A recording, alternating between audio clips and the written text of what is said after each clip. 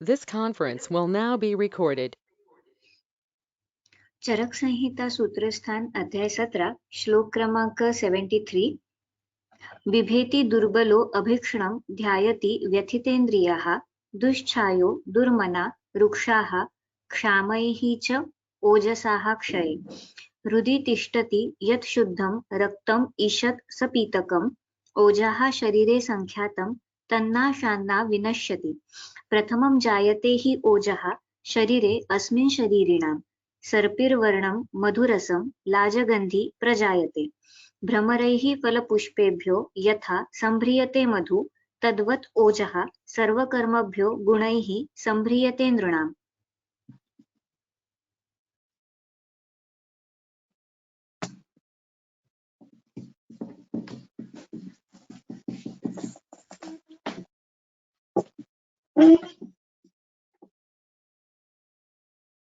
सुरू करायचं ना? हो सर, हो.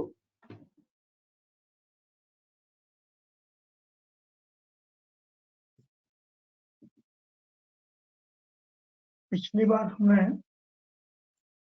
धातु क्षय और दोषोक्षय का वर्णन समाप्त किया और इस अध्याय में एक महत्वपूर्ण विषय शेष रखा था, वो था ओजों के विषय में। अब ये सूत्र तो 6 है, 6 या 7 है।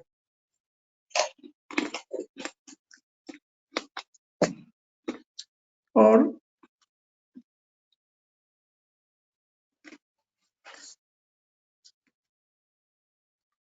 इन सूत्रों के एक मिनट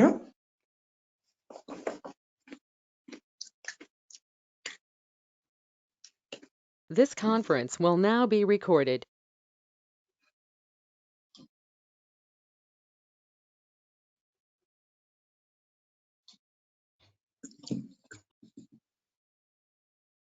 चरक के 17वें अध्याय में ओजों का वर्णन 73 से आगे कुछ 5-6 सूत्रों में है। इसके अतिरिक्त ओज के विषय में ज्यादा चर्चा चरक संहिताकार नहीं करते हैं और जो करते हैं वो भिन्न भिन्न स्थानों में, जैसे शारीर स्थान में कुछ वर्णन है,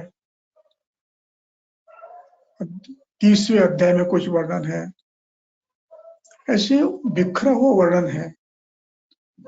तो इन सभी वर्णनों को इकट्ठा करते हुए एक सूत्र में डालना, इस पद्धति को योग तंत्र युक्ति कहते हैं।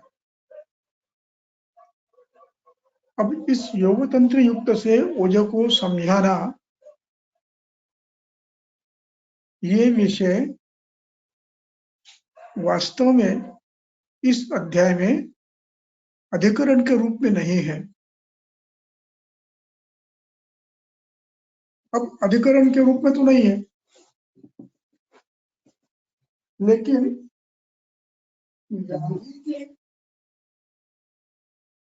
संदर्भ में, व्याधि के संदर्भ में उसका वर्णन ग्रंथकार करते हैं।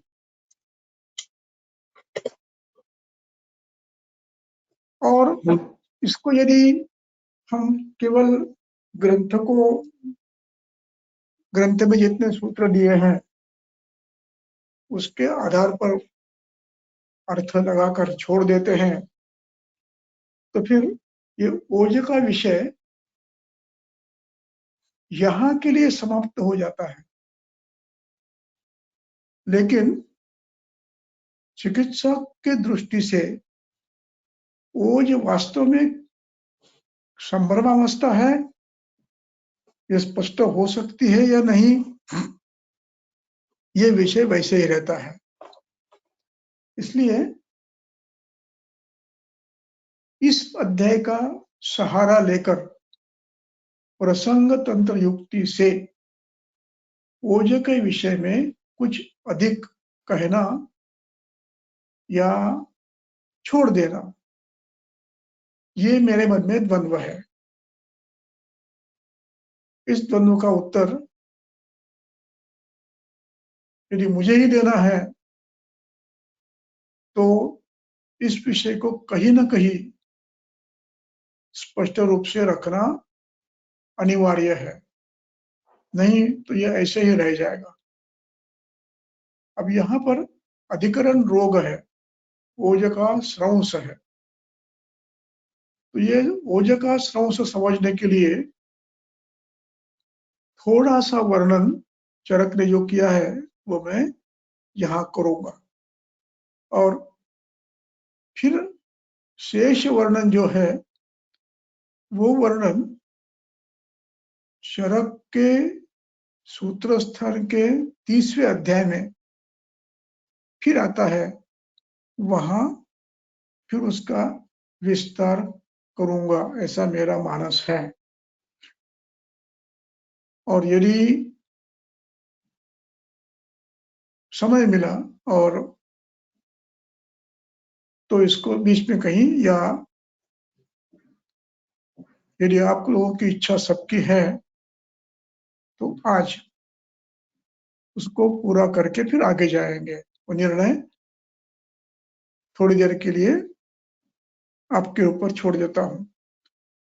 अब इसके बाद ग्रंथकर्ता इनको इसी अध्याय में अगले कुछ सूत्रों में ओजस संश्रयेत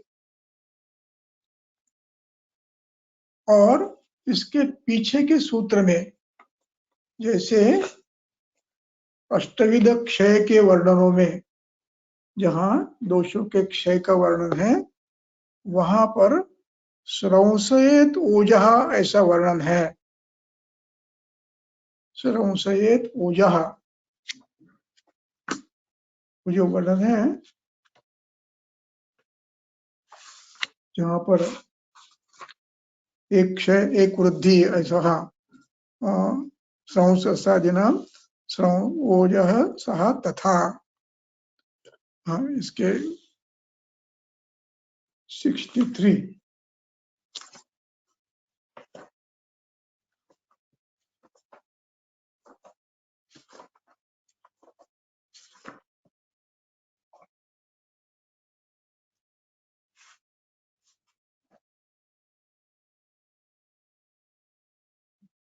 हाँ, तो 60 में भी उसका वर्णन है और 63 में भी है। वाताजिन्नानुसार हम 14 था उक्ता, तो 60 में उसका भी वर्णन है। श्लोक नंबर 60 में वो देखेंगे पहले। वातपित्त श्लेष्म क्षये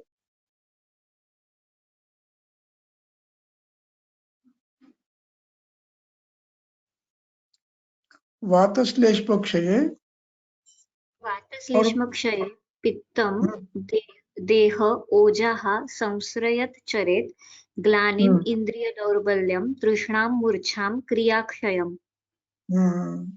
अब ये यहाँ पर ये ओजः का वर्णन आया है कि जहाँ पर वातश्लेष्म क्षय होता है और पित्त प्राकृत या वृद्ध होता है, तो ये संचर संश्रवेत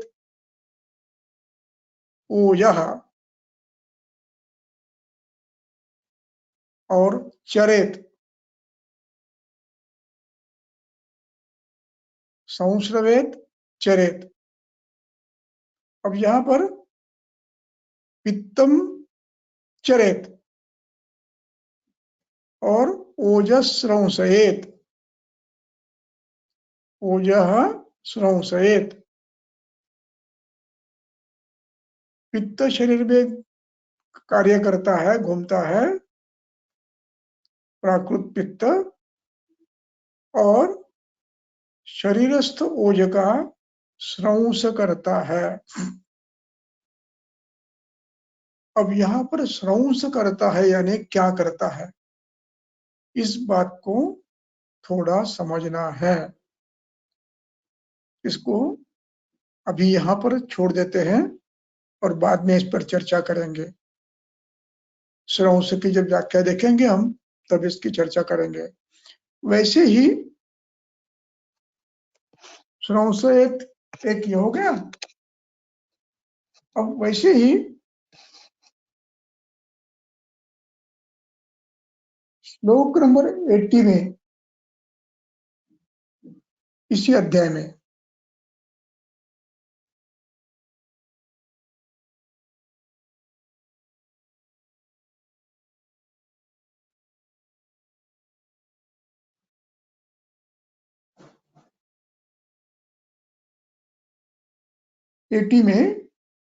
तैः औरतगतिर्ओजः, तैः औरतगतिर्ओजः तैः आवृतगतिः ओजः आदाय गच्छति।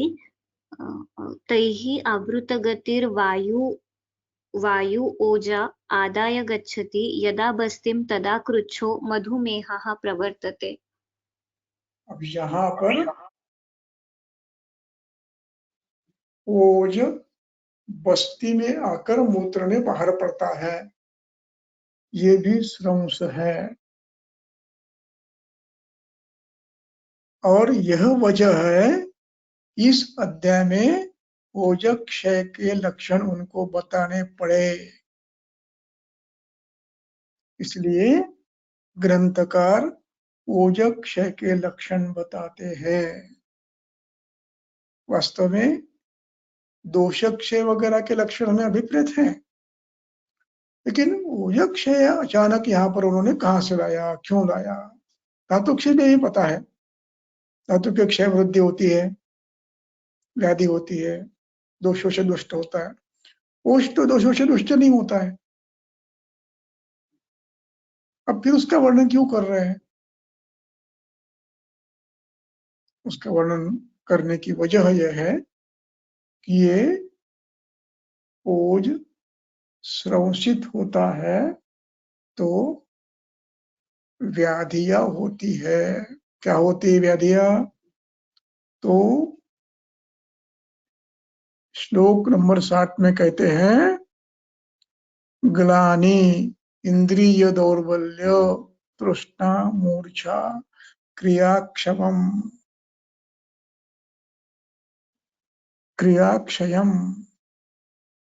यानी श्लेष्म क्षय हुआ, पित्त वृद्ध है और इसका परिणाम ये हो रहा है कि शरीर का श्लेष्मा के क्षय के साथ सौम्य धातुओं का क्षय हो रहा है।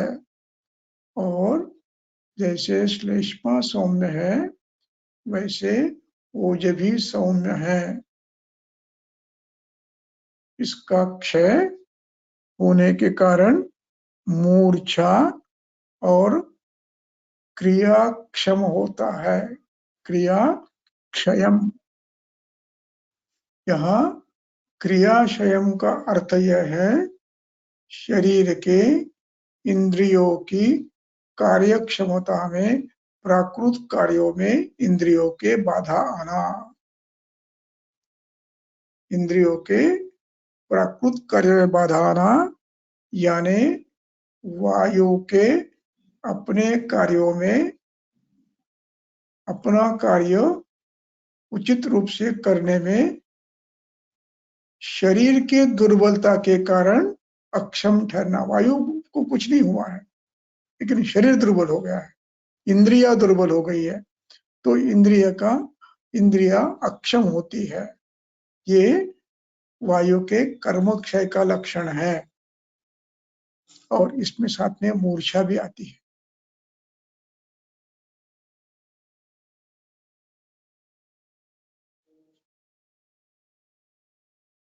वास्तव में यहाँ वातक्षय है। वातक्षय है, इसका अर्थ यह है कि शरीर के धातु उपभ्रंगित है, फिर भी यहाँ वातक्षय करने का अभिप्राय ग्रंथकर्ता का यह है कि इंद्रिया अक्षम होती है।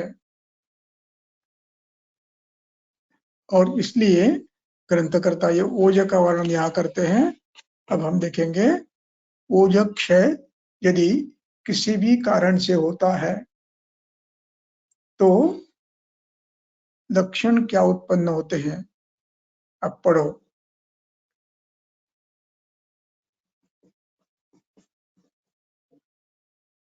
विभेति दुर्बलम। सूत्रस्थान अध्याय 17 श्लोक क्रमांक 73।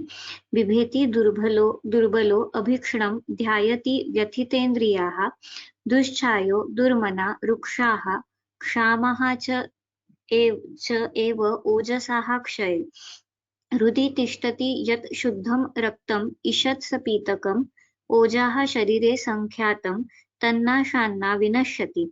प्रथमं जायते हि ओजः शरीरे अस्मिन् शरीरिणा सर्पिर्वर्णं मधुरसं लाजगन्धि प्रजायते।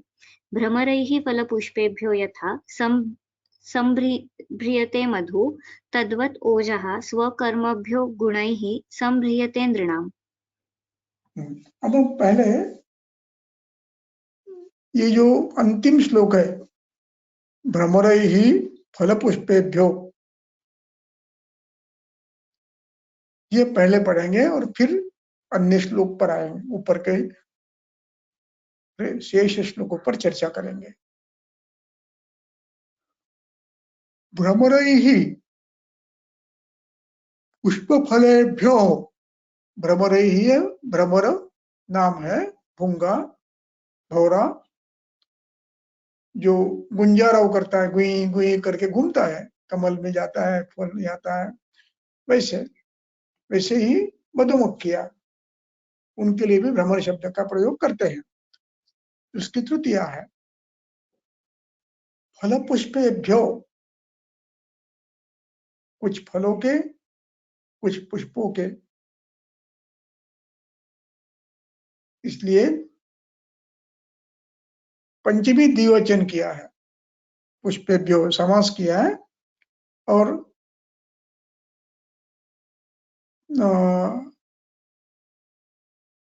ये फल पुष्पेभ्यो बहुवचन किया है। पुष्प अनेक प्रकार के हैं, फल अनेक प्रकार के, इसलिए अनेक वचन किया है। फल पुष्पेभ्यो फलेभ्यो पुष्पेभ्यो च संम्रियते, संम्रियते स्वीकार करता है, प्राप्त करता है अनेक द्रव्यों से। उसी प्रकार ओजः संम्रियते, वही क्रियापद लगाना है। अब यहाँ फल पुष्पेभ्यो के स्थान पर धातुभ्यो,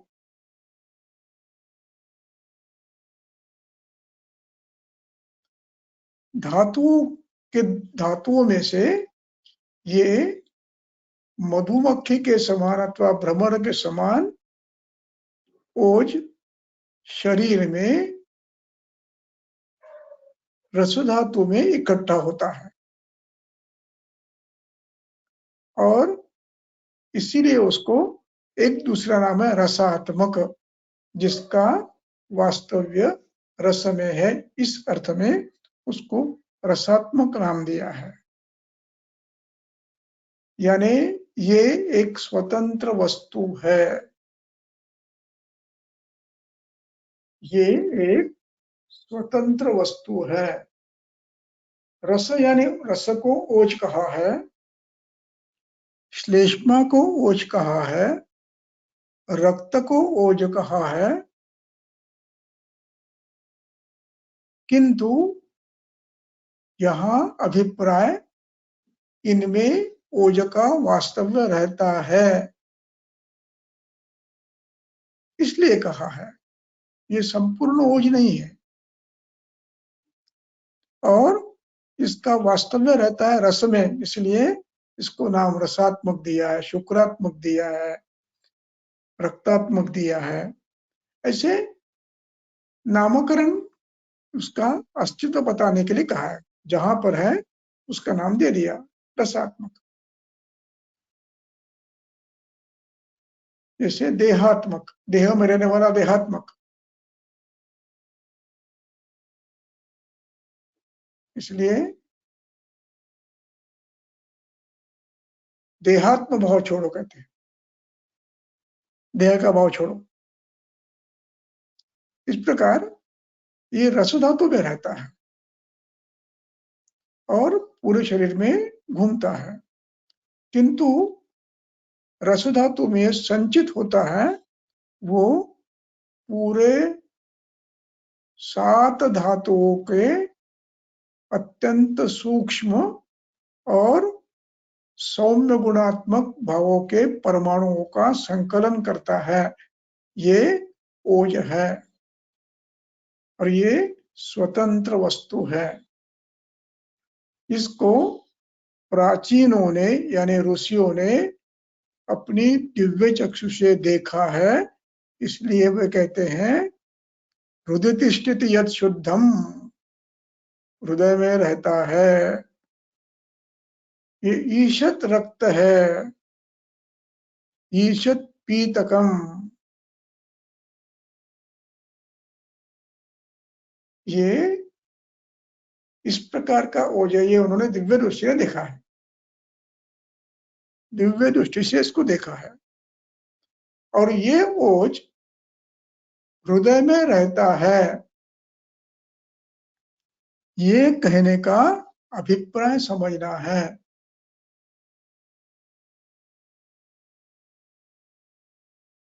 ये हृदय में रहता है, इसका अर्थ समझना है। उसको बाद में देखेंगे इसका अर्थ क्या लेना है, लेकिन आज हम आगे जाएंगे। तो ये इस प्रकार का ये ओज है। ये ओज स्वतंत्र वस्तु है। इसका वर्ण ईशत पीत, ईशत रक्त है और ये हृदय में हृदयस्थ माना गया। इसका अर्थ यह है कि ये जब शुक्र शोणित मेलन के बाद जो कलल बनता है, उस कलल से गर्भ बनता है, वो उसका सार है। और वहीं पर इस सार का शुक्र का एक सार बना, गर्भ बना, और उसका शुक्र का और शोणित का परिणमन होते हुए कालवशात उसका मल बनता है। ये मल ईशत पीत है और ईशत रक्त है।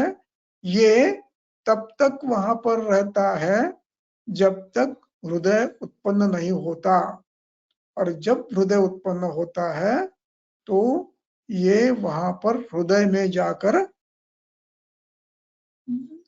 अधिष्ठान ग्रहण करता है और फिर वहां से पूरे शरीर निर्मित की प्रक्रिया में प्रत्येक धातु में इसका अंश निर्माण होता है और इसका परिपोष माता के आहार से होता है।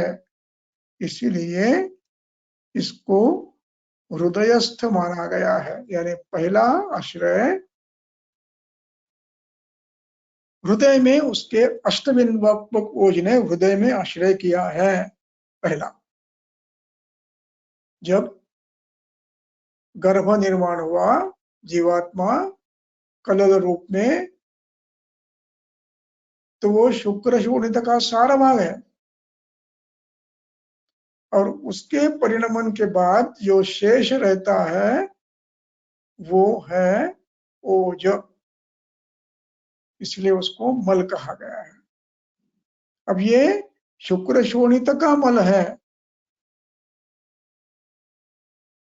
और ये सोम प्रधान है, तो ये इसके 8 बिंदु पहले हृदय में प्रस्थापित होते हैं, इसीलिए इसको पर ओज कहते हैं।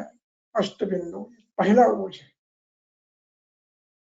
और इसका पहला स्थान हृदय में वो आश्रय किया और इसका वर्णन चरक के 30वें अध्याय में किया है। सूत्र स्थान अध्याय 30।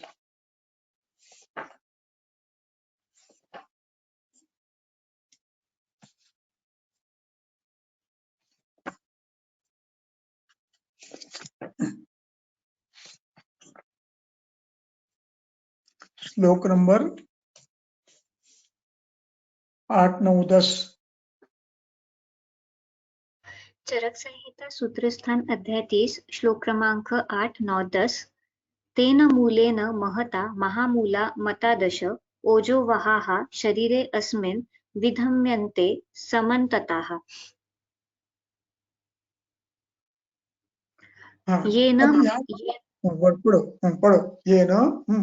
येन ओजसा वर्तयन्ति प्रीणिताः सर्वदेहिनाः यदृते सर्वभूतानां जीवितं न अवतिष्ठते। यत् सारम् आदौ गर्भस्य यत् तद् गर्भरसात् रसाः संवर्तमानं हृदयं सम आविशति यत् पुरा। यस्य नाशात् तु नाशो अस्ति धारी यत् हृदयाश्रितं यत् शरीर स्नेहः प्राणा यत्र प्रतिष्ठिताः तत्फला बहुधा वा ताः फलन्तीव महाफलाः। अब यहाँ पर तेन मूलेन महता महामूला मता, ये जो सूत्र है इसके पहले एक सूत्र जो है वो 7वां है। वो कहते हैं तत्परस्य ओजस्थानम, ये पर बिंदु का ये पर ओज का स्थान है और ये ओज उस हृदय में संलग्न 10 धमनियों के द्वारा शरीर में फेंका जाता है। ये पर ओज यानी अष्टबिंदु ओज गर्भ के हृदय के निर्मित के बाद कलल से जब हृदय निर्माण हुआ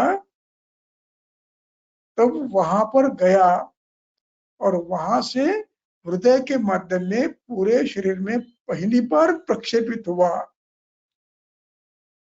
इसलिए उसको हृदयस्थ अष्टबिंदु माना गया है। पहला अब ये जो है अष्टबिंदु ओज, इसका संतर्पण कौन करता है? माता का आहार करता है और ये शरीर में सभी धातुओं में व्याप्त होता है और उस पर हमारा जीवित निर्भर है। ये वो ओज है, इसलिए उसको हृदयस्थ कहा गया है। अब जो मैंने कहा कि ये हृदयस्थ अष्टबिंदु है, इसका पोषण माता के आहार से होता है। इस विषय में हम बाद में देखेंगे। अब हमें यहाँ इतना समझना है कि ये सारम आदौ गर्भस्य, ये गर्भ का यानी कलल ये सार है और उसका ये रस है। गर्भरसाद रसः, गर्भ जो बना उसका जो सार भाग शुक्र गर्भ बनने के बाद शेष रहा, उस ये सार भाग यानी अष्टबिंदु ओज है और ये अष्टबिंदु ओज शरीर में सर्वत्र घूमता है हृदय के द्वारा। हृदयम समाविशति तत्पुरा, पहली बार पुरा यानी गर्भावस्था में ये पहली बार हृदय से पूरे शरीर में विक्षेपित होना प्रारंभ हुआ। ये अष्टबिंदुआत्मक ओज बढ़ते बढ़ते 8 बिंदुओं का ओज कुल मिलाकर 8 बिंदुओं के साथ अर्धांजलि बन गया। अब उसकी अर्धांजलि मात्रा है और इस अर्धांजलि मात्रा में कई अष्टबिंदु है। अष्टबिंदुआत्मक इसका जीव, जैसे हमारा शरीर पंचभूतात्मक है तो हर अणु हमारा पंचभौतिक है, वैसे ही शरीर का हर ओज का अंश अष्टबिंदुक है। ये पहली बार हृदय में गया और फिर उसका समृंगन होते हुए आहार की मात्रा से ये माता के धातुओं का ओज, पहला अष्टबिंदु आया, अब दूसरा अष्टबिंदु आया, अब तीसरा अष्टबिंदु आया, ऐसे करते करते अर्धांजलि ओज, अब छोटे बच्चे की अर्धांजलि उसके हिसाब से ये वो शरीर में आया और वो शरीर में घूमता है। इस ओज का ये वर्णन है। इसी को ही सपरम ओज कहते हैं, जो प्रारंभ में 8 बिंदु मात्र था, केवल एक अणु था। अब माता के आहार से सभी धातुओं का अंश अन्य 8 बिंदु, अन्य 8 बिंदु, अन्य 8 बिंदु ऐसे मिला मिलाकर पूरे शरीर में ये गर्भ में आ गए हैं। तो ये अब जाकर अष्टबिंदुआत्मक ओज की अर्धांजलि बन गई है और इस ओज का स्रंस अपेक्षित है। ये ओज की कर्ता ही कल्पना है, इसके लिए संदर्भ बाद में दूंगा। तो अब ये ओज शरीर में जब वात पित्त क्षय होता है और पित्त वात श्लेष्मा क्षय होता है और पित्त बढ़ता है, तब ये ओज शरीर से स्रंस होता है। यानी क्या होता है? स्रंस यानी बहिर्मुखी स्रोतों के द्वारा इसका बाहर जाना, इसका नाम स्रंस है। ये स्रंस होने से भी धातु ओज का क्षय होता है और यही स्रंस इस प्रमेय में होता है। 78 से 82 तक जो 81 तक जो ये बताया है, ओजो विश्रंस मूत्र मार्ग में निकलता है, ये ओज है। और ये ओज क्षय होने से दीर्घकालीन प्रक्रिया से फिर उत्पन्न होने वाले लक्षण है बिभेति। अब विभेति को हम बाद में देखेंगे। अब पहले हम देखेंगे ओज क्षय होता कैसे है। देखिए ओज क्षय होता कैसे है, तो श्लोक नंबर 76-77।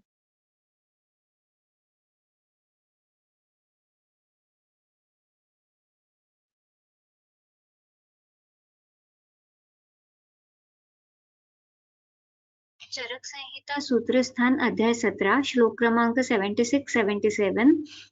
व्यायामो अनशनम चिंता रुक्ष अल्प प्रमित अशनम वात आतपौ भयं शोको रुक्षपानं प्रजागराः कफ शोणित शुक्राणां मलानां च अतिवर्तनं कालो भूतोपघातश्च ज्ञातव्याः क्षयहेतवाः।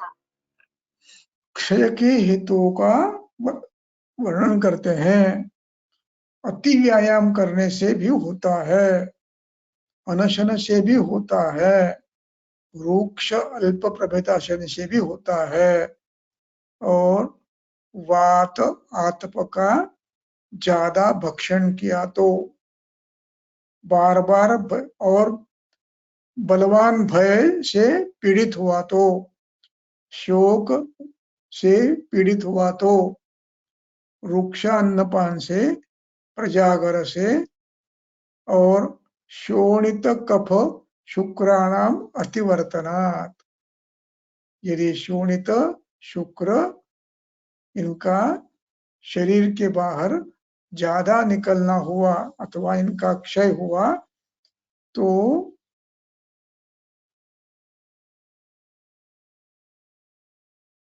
क्षय होता है। और इसका अन्य कारणों में कालो भूतोपघातश्च ज्ञातव्या क्षय हेतवः। उस काल यानी वार्धक्य, बुढ़ापा, धातु क्षय होने से ऊर्जा क्षय भी होता है। यहाँ धातु की वृद्धि नहीं होती 75 के 70 की बात, तो अपने आप ऊर्जा का निर्माण भी कम होता है। ये क्योंकि ऊर्जा ये धातुओं का सारा भाग है, तेज है। तो अति व्यायाम सामान्य व्यायाम से नहीं होगा। कई दिनों तक भोजन नहीं किया और चिंता से कई दिनों से पीड़ित है, वृक्ष आहार, प्रमितासन, बहुत कम खाना, ऐसे कई दिनों से चल रहा है, वात में घूमते हो, आतप में घूमते हो, भय से पीड़ित हो, प्रजागर हो, मलों का अति प्रवर्तन हो, शुक्र शोणित का और मलों का, तो वार्धक्य से, भूतोपघात से इनका क्षय होकर विभेति ये लक्षण निर्माण होता है। विभेति दुर्बलो, ये पहले दुर्बल होता है और दुर्बल होने से इसका मनो अवसाद और ध्रुति समाप्त होती है, कम होती है, तो उसको भय लगने लगता है, अभीक्षण, बार बार। ध्यायति, अब ये ज्यादा चिंता करने लगता है, क्योंकि सदैव ये अपने इंद्रियों के अकार्य क्षमता के कारण चिंतित रहता है, तो चिंता ज्यादा करता है। ध्यायति शब्द में ध्यय धातु है और ये ध्यय धातु का अर्थ है टू थिंक ऑफ, भविष्य की चिंता करते रहता है, कैसे होगा। इसलिए ध्यायति। व्यथित इंद्रिय, व्यथित इंद्रिय में मूल धातु व्यथ है, इंद्रिया पीड़ित होती है, यानी अपना कार्य सम्यक कर नहीं सकती, कर्म क्षय हुआ वायु का। और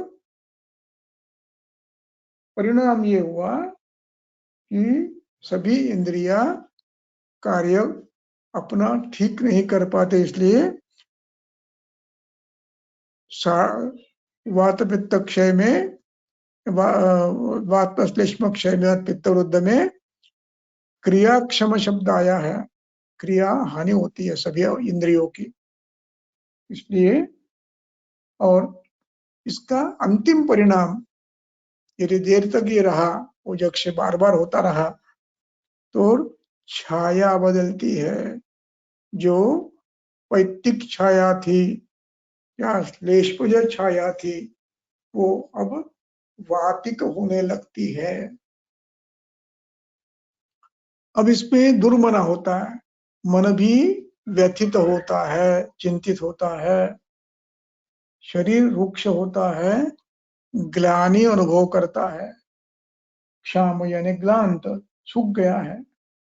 ये ओजक्षय इन कारणों से होता है। ऐसा ही ओजक्षय श्रवंश से होता है। ये श्रवंश क्यों होता है? वात श्लेष्म क्षय, पित्त वृद्धि, इन कारणों से होता है। दूसरा क्यों होता है? श्लेष्मा बढ़ गया, पित्त बढ़ गया, मेद बढ़ गया, मांस बढ़ गया और इन सब से ओजो की शरीर में धातुओं तक पहुंचने की क्षमता समाप्त हो गई या कम हो गई है। तो ये ओ जब शरीर के बाहर निकलता है, इस प्रकार से इसका स्रवंस होता है। स्रवंस जब होता है तो पहले विभेति के छोटे छोटे लक्षण उत्पन्न होते हैं, विभेति क्षय होते हैं, और जब इसकी मात्रा बढ़ जाती है तो फिर इसके संधि विश्लेष, दोषच्यवन ऐसे लक्षण उत्पन्न होते हैं। संधि विश्लेष, गात्रसाद, दोषच्यवन और कर्म क्षय ऐसे लक्षण उत्पन्न होते हैं। ये लक्षण सुश्रुत ने दिए हैं।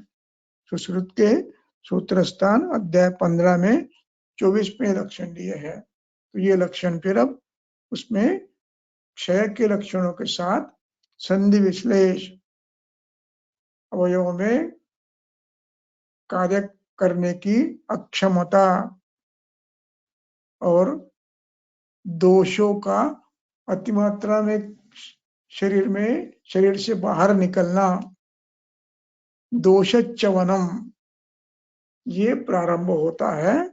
ये हुए उसके क्षय के और स्रवंस के परिणाम।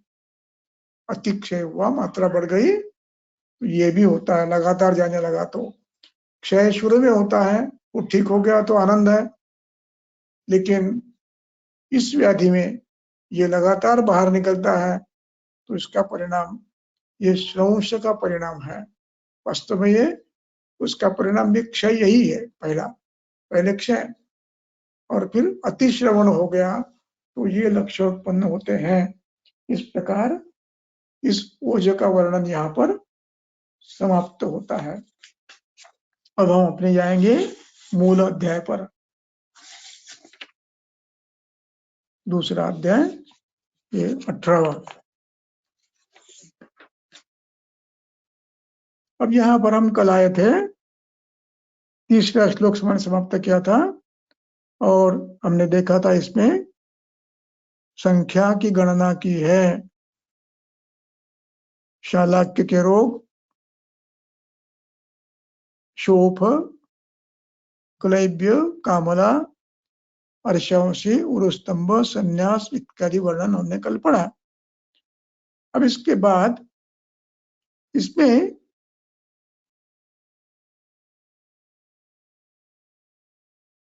चत्वारो श्वासः कहाँ पर आया है?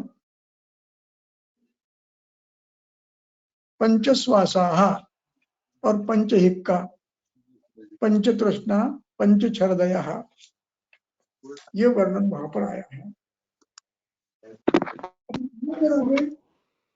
थोड़ा चिंतन करना है कि ग्रंथकर्ता ने श्वास व्याधि में, ग्रंथकर्ता ने श्वास व्याधि में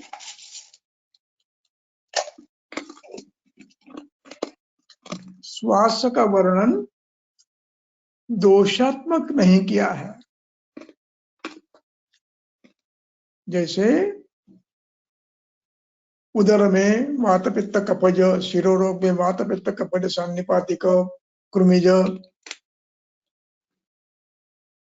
पांडु में वात पित्त कफज और मृत्तिका भक्षण जन्य, ऐसा वर्णन इनका नहीं किया है, हिक्का का और श्वास का नहीं किया।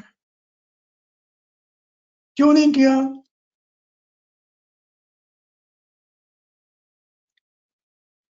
इसलिए नहीं किया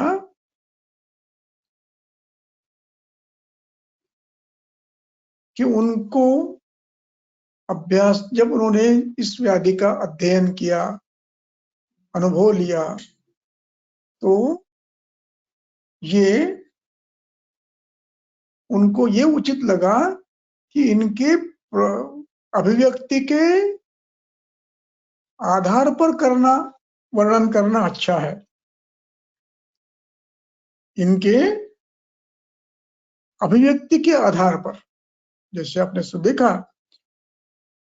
कि पिछले अध्याय में 42 श्लोक में और इसी अध्याय में जो हम पढ़ रहे हैं इसमें 5वें श्लोक में, ये 5वें श्लोक में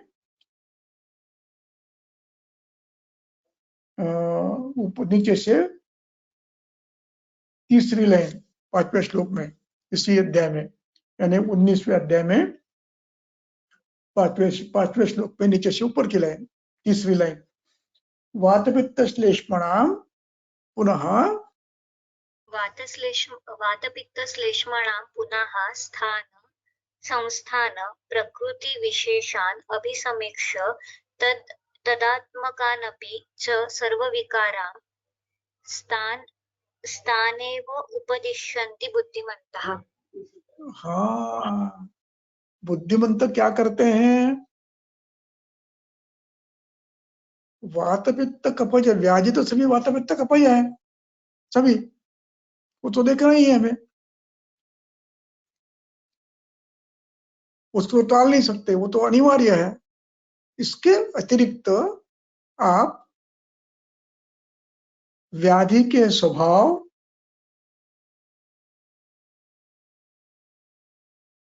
आकृति, इनको ध्यान में रखकर, संस्थान, इनको ध्यान में रखकर भी आप उनके प्रकार कर सकते हैं, बुद्धिमान व्यक्ति। इसलिए भारद्वाज और पुनर्वसु ने दोषों, सभी व्याधियों का वर्णन करते समय वातज पित्तज कफज या शिरोरोग वातपित्त कफज सन्निपातिक, पांडुरोग वातपित्त कफज सन्निपातिक, और मृत्तिका भक्षण, उधर वातपित्त कफज, ऐसे किया। लेकिन श्वास कफवातात्मक है इतना करके छोड़ दिया, उसके प्रकार उस आधार पे नहीं किए। उसके प्रकार कैसे किए? अभिव्यक्ति के आधार पर, आकृति के आधार पर, संस्थान के आधार पर, चिन्ह के आधार पर। यानी पहला श्वास जो है महाश्वास, ये अत्यंत गंभीर उच्चै श्वसति मत्त ऋषभ इवानिशम, मत्त ऋषभ के समान फू फू करता है, जो दूर से भी दिखता है। ये पहला श्वास, अभिव्यक्ति की पद्धति निस्संदेह हुआ है। इंद्रियों का ज्ञान नहीं है और जोर से, बड़ी ताकत से फू फू करता है, लेता भी है और छोड़ता भी है, ये महाश्वास। दूसरा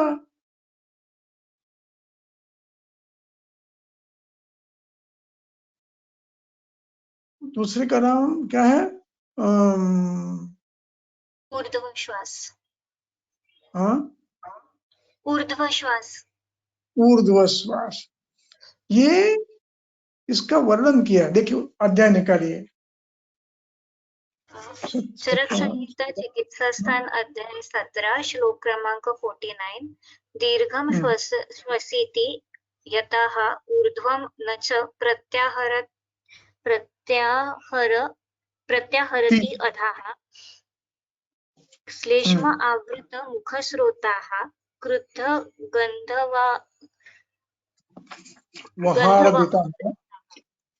गन्धवहाः अर्दिताः ऊर्ध्वदृष्टिः विपश्यंश्च विभ्रान्त अक्ष इतस्ततः प्रमुह्यन् वेदनार्तश्च शुष्ककासो अरति पीडिताः ऊर्ध्वश्वासे प्रकुपिते हि अधः श्वासो निरुध्यते मुह्यताः ताम्यताः चोर्ध्वं श्वासाः तस्यैव हन्त्यसन्। देखिए हमें इस श्लोक को समझना है। दीर्घम स्वसीति यस्तूर्ध्वम न च प्रत्याहरति अधः, यानी यहाँ इंटेक कम है, यहाँ श्वास कम से कम लिया जाता है।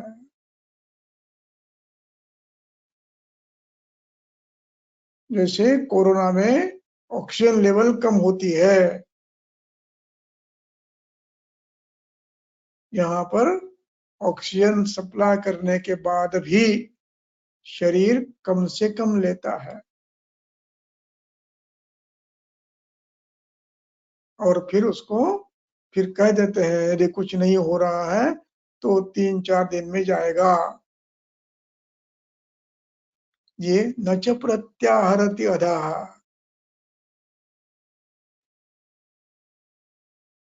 व्याधि का स्वरूप श्वास का है। कभी कभी उसमें फिर श्लेष्मावृत मुख श्रोता,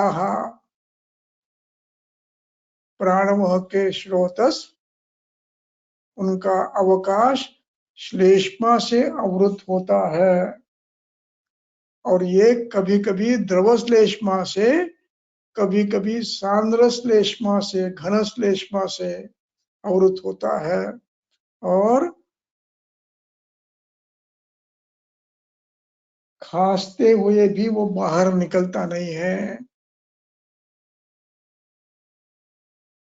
ये अवस्था आती है और परिणाम स्वरूप यह है कि ऑक्सीजन इंटेक कम होता है। ये अवस्था है ऊर्ध्व श्वास की, न च प्रत्याहरति अधः। अब ये अध प्रत्याहरण क्यों नहीं हो रहा है? श्लेष्मावृत मुख श्रोता, और यहाँ गंधवह से अर्जित है, यानी वायु नहीं मिल रहा है उसको। गंधवह यानी वायु, प्राण नहीं मिल रहा है और परिणाम ये होता है, ये बलवान अवस्था का वर्णन है।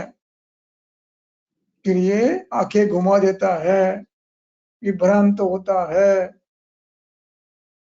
इंद्रिया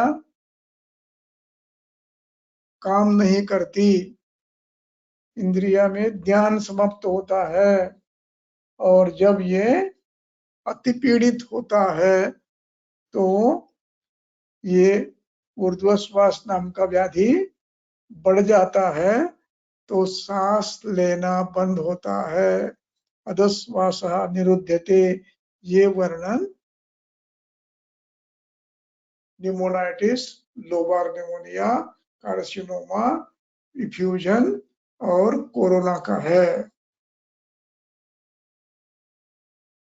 और ये अवस्था किसी व्याधि में आ सकती है, सीकेडी में आ सकती है, क्रॉनिक किडनी फेलियर में आ सकती है, हृदरोग में आ सकती है, सेरिब्रल स्ट्रोक में आ सकती है, पोर्टल हाइपरटेंशन में आ सकती है, अन्य मूत्रवाह व्याधि में आ सकती है और ये अवस्था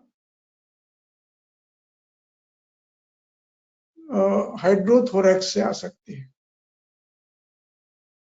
ये ऊर्ध्व श्वास है, यानी ग्रंथकर्ता ने दोषों के आधार पर नाम नहीं दिया, उसकी अभिव्यक्ति के आधार पर दिया है। इसलिए वे कहते हैं कि संस्थान, आकृति, इनके आधार पर, हेतु के आधार पर नामकरण बुद्धिमान लोग करते हैं। इसी प्रकार अन्य श्वासों का वर्णन भी इसी पद्धति से, उनके अभिव्यक्ति के पद्धति से किया गया है। हमें इस बात को यहाँ पर जो उनके विविध भेद हम आगे जाकर करने वाले हैं, उनसे अनुक्त व्याधियों के ग्रंथकर्ता पिछले अध्याय में आपको ये सूचना कर रहे हैं। क्या कर रहे हैं कि अनुक्त व्याधियों की चिंता विकार नामा कुशलो न जिर्यात। तो क्या करना है आपको? समुत्थान विशेष देखना है और अधिष्ठान देखना है, और फिर नामकरण जो भी करना है करते रहो। वो रुजा, वर्ण, समुत्थान, स्थान और आकृति के नाम पे करो। ये आपको दिया हुआ आदेश है। इसलिए सर्व विकाराणाम विकाराः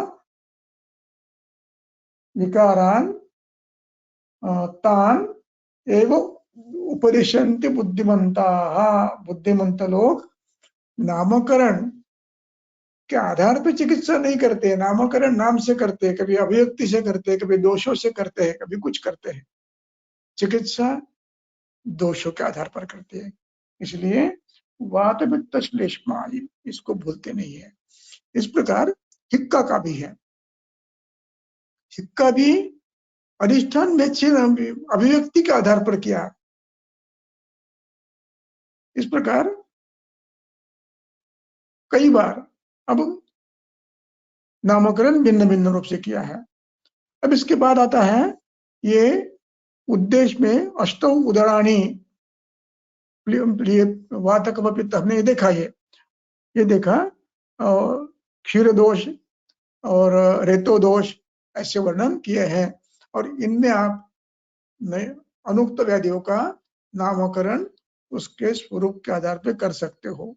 वैसे कुष्ठ है, सप्त कुष्ठ उनका नाम दिया है, और वैसे ही अन्य कुष्ठ भी ग्रंथकर्ता चिकित्सा स्थान में वर्णन करते हैं। अभी इनका भी नामकरण आपको करना है। नए रोग आते हैं तो नामकरण आपको करना है। कैसे करना है? वर्ण, रुजा, समुत्थान, आकृति, इनके आधार पर इस प्रकार ये आपको करना है। इसके बाद आते हैं रेत, ये कुष्ठ हो गया। उसके बाद आते हैं पीड़िका। 7 पीड़िका वर्णन किया है। अब इसमें परिवर्तन, जैसे सामने पीड़िकाएं आती है उस आधार पर आप नए पढ़ियों का नाम निर्देश कर सकते हो। उसके बाद विसर्प, 7 विसर्प है। तो ये 7 विसर्प है हमने बताए हैं। अब इससे अधिक हो तो आप गणना कर सकते हो। उसको नाम लक्षण के आधार पे दो, हेतु के आधार पे दो, अधिष्ठान के आधार पे दो, आप करो। लेकिन चिकित्सा समुत्थान, हेतु, अधिष्ठान और दोष, इनके आधार पे करो। ये ग्रंथकर्ता का अभिप्राय है। उसके बाद षडतिसारः, सप्त विसर्प, विसर्प 7 है।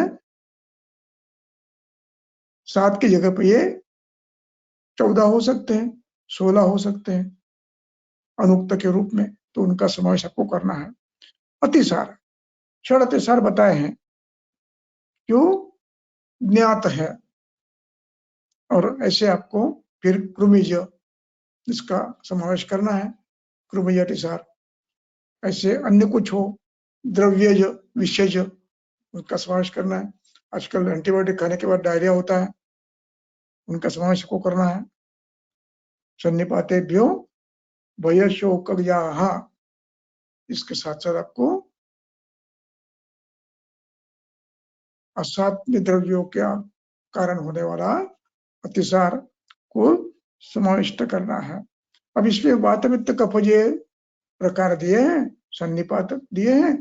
तो अब इसमें अब हमें हेत देखना है कि अब यह अतिसार कृमिज हो तो, यह अतिसार पित्तवृद्धि से हो तो,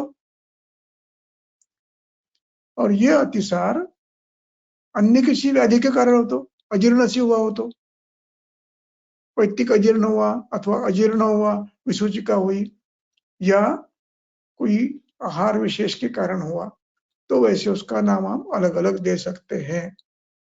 उसमें चिकित्सा दोषों की ही करनी है। नाम बदलने से चिकित्सा बदलती नहीं। अतिसार 6 है, कृमिज रहा तो भी क्या वो कफज है, क्या वो आमज है, ये देखना है। और कृमि पातन के बाद चिकित्सा दोषों की करनी है। इस प्रकार अजीर्ण से हुआ है तो चिकित्सा दोषों की करनी है। नाम उसको दो आमातिसार, उसको नाम प्रवाहिका दो, अतिसार दो, प्रवाहिका दो, उसको परिश्राव का नाम दो, ऐसे अनेक नाम दे सकते हो आप। और ये ऐसे जैसे एक नया अतिसार अभी प्रचलित है, इरिटेबल बॉयल सिंड्रोम, आप नया नाम दे सकते हो उसको, लेकिन चिकित्सा दोषों के आधार पर करनी है। इसलिए ये जो वातपित्त कफज, ये अतिसार है, वातपित्त कफज, ये सभी के लिए लागू है। यानी अजीर्णजन्य हुआ तो भी दोष, चिकित्सा दोषों की करनी है। कृमिज हुआ, चिकित्सा दोषों की करनी है। ग्रहणी से हुआ, चिकित्सा दोषों की करनी है। अर्श से हुआ, चिकित्सा ग्रहण की करनी है। ये अतिसार के कारण है। और इन आधार पे नए नए विकार सामने आ सकते हैं। इनको वातज पित्तज कफ में परिवर्तित करके चिकित्सा करनी है। और उन अवस्थाओं की चिकित्सा, अर्श की चिकित्सा करनी है, ग्रहण की करनी है, कृमि की करनी है, अग्नि की करनी है, और दोषों की भी करनी है। इस प्रकार उदावर्त यहाँ पर 6 बताए हैं। वात मूत्र पुरुष शुक्र छर्दी षड उदावर्त।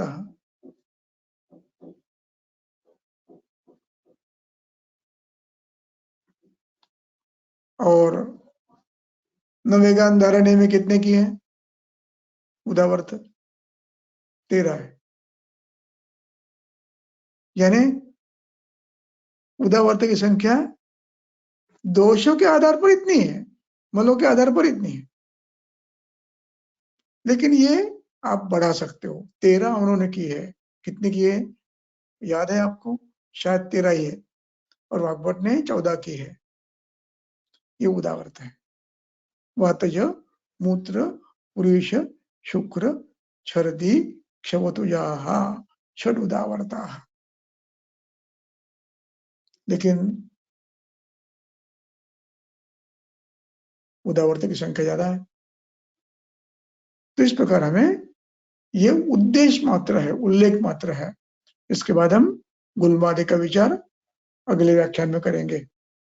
और यही समाप्त करते हैं। धन्यवाद सर।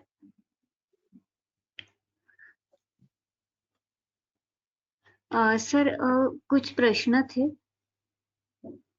हाँ बोलो। किसी व्याधि विशेष में भी अगर ओजक्षय होता है क्या, जैसे ज्वर में या कामला में ऐसे? ये किसी भी व्याधि में हो सकता है। दीर्घकालीन रहा तो धातु क्षय जहां पर होता है वहां ओजक्षय होता है।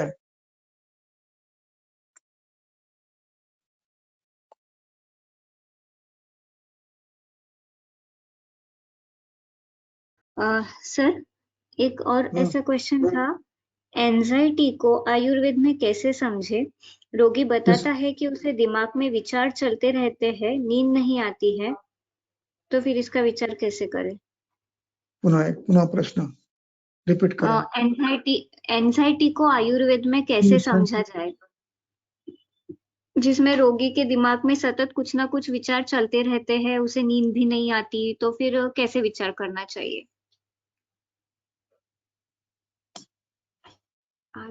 ये विषय टॉपिक से रिलेटेड नहीं लग रहा है।